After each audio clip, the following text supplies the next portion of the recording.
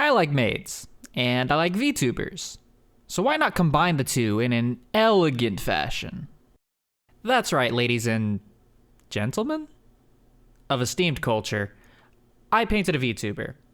More specifically, I painted Kronii of Hololive English. A while ago, you might hear that a lot by the way, just warning you. A while ago, Kronii got a maid outfit, which was later modeled by Pikky Prints, a studio on Patreon that models a lot of these figures that I like to paint. And then they hosted a painting competition, so I picked her as my entry and figured, it can't be that hard, right? Yeah. Hello, ladies and gentlemen. I am It When It Do, and welcome to my studio, where I exclusively paint lovely ladies because I am extremely based. And nothing is more based than getting the base done first. The base was really easy to do because it's just a bunch of base colors, and I have it masked off. A toddler could do this. I messed it up. It's less punishing though, because like I said, it's just base coats. I just gotta paint over it. And in the end, it'll get covered by this decal anyway.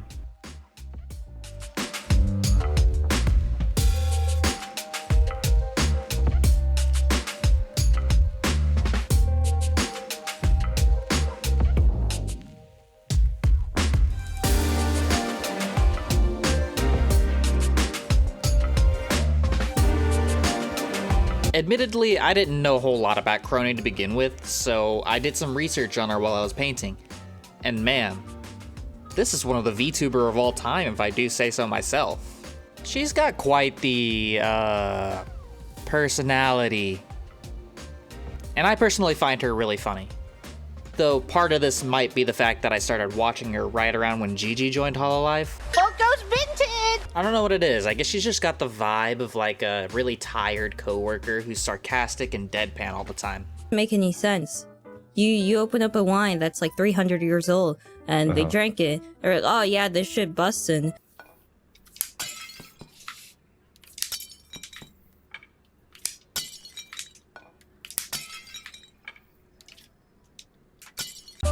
Amazing. Now, something I like about Kronii's design, other than her personality, is the chain motif that she has in her original design. And since minimal modifications were allowed for the contest, I thought I'd include them. So for the base, I decided to put a chain ring around the top lip to make the transition from the lip to the floor a lot smoother, since you can't see it. The original plan was to buy some necklaces from the hobby store and just use those. But those turned out to be a little bit too thin, and I would rather them be bulkier. And so I took the liberty of modeling what I call the rectangle's the weakest link. Jingle, jingle, jingle. Now, why are they called that? It's because they're really weak. I was still able to get most of them connected and get some good flexibility out of the chain. It's still a weak chain though. Part of this was the method of assembly, where I would take the clippers and I would cut the edge, and then I would try to force bend it around the piece. Rinse and repeat this and you've got a nice long chain. At the very end, this came out to a grand total of 123 links. And a lot more than that if you count the broken ones.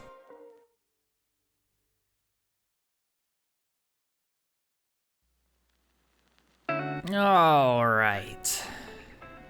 I seem to have gotten myself into a hairy situation here. Oh my god. The reference image I used was a bit more complicated than I had imagined. I ended up using a black base just to keep the hair dark, and then I used a navy blue for the actual hair color. I used purple for some of the highlights, and surprisingly, that actually worked really well. Once I had the purple down, I used some blue over it, and then I used the blue highlight to create the halo caused by lighting. This little thing right here. I also made sure to keep the hair vents dark and added some decoration to them.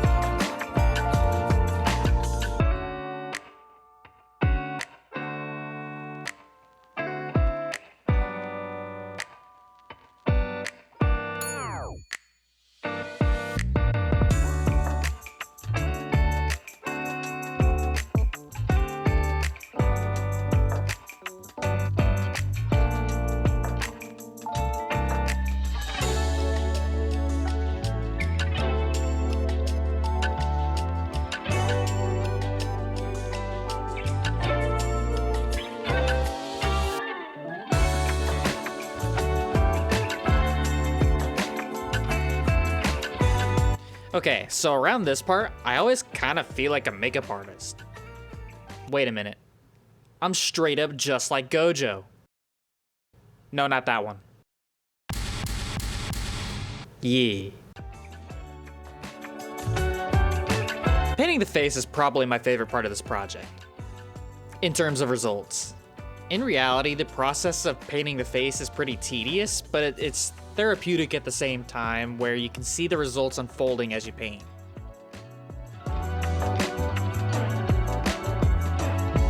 Starting with brushing on the eyebrows, I just matched the hair color.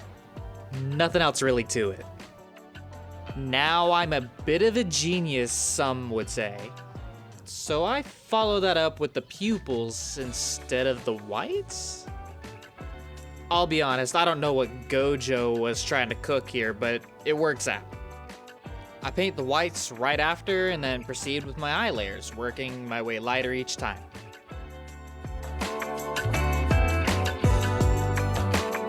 Something I want to point out here is that this is actually the first project I practiced proper brush control, which is insane considering I've painted like 6 of these projects already. I don't know, man, I've just been winging it.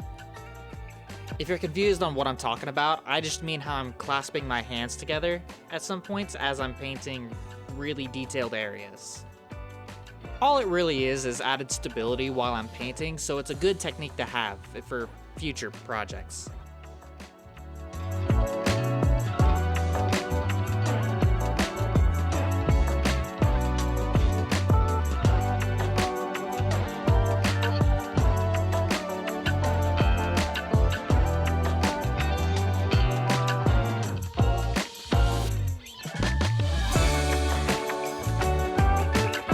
Voila, mascara, aka the Micron pen. This is actually kind of something I just happened across while I was practicing traditional media in my sketchbook. I may have also been too lazy to use a brush. This is still a really effective tool though for getting those really detailed eyelashes in, especially on the bottom eyelid where it's really tiny. They're essentially just triangles under the eye.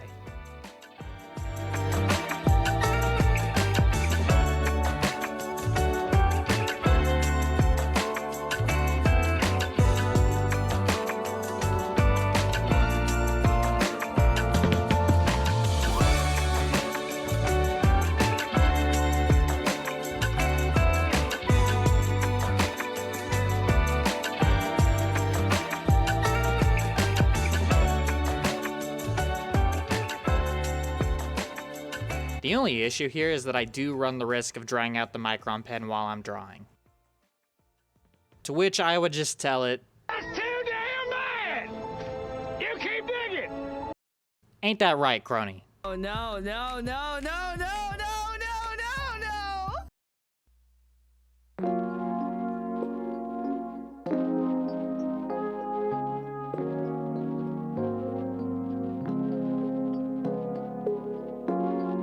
Alright, so this section's gonna have a lot less talking, and you'll see why in a moment. But for now, I'm just laying down base coats like I did for the base, with a lot of masking.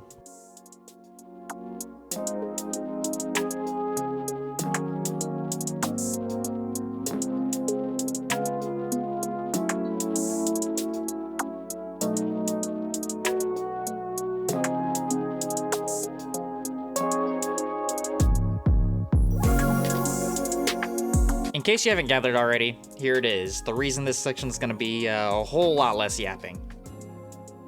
There. You see that? A dot. Yeah, you see how long that took? Imagine that, but like 10 times longer, because this has been in 10 times speed the whole time! This had to have been the longest 3 days ever for a project, because I ended up taking hours each day just sitting down and doing this.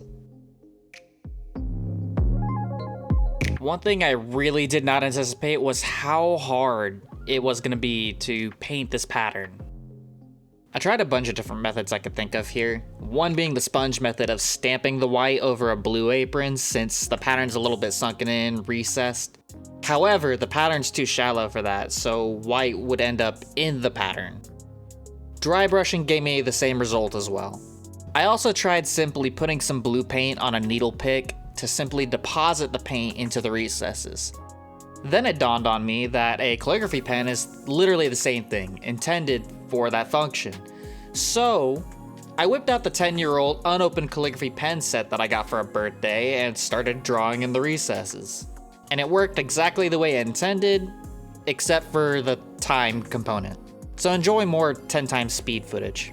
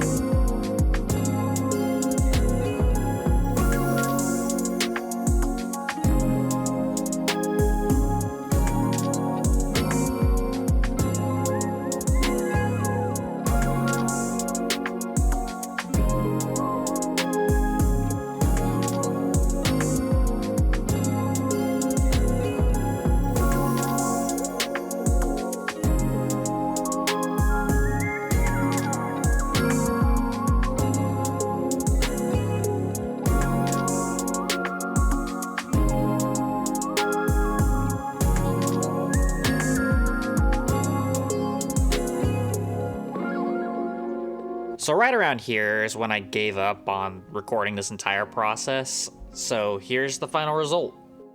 Yes, I used that process for the entirety of the apron. For the dress, I just used a black wash. And with that, I think we can finally do the final showcase.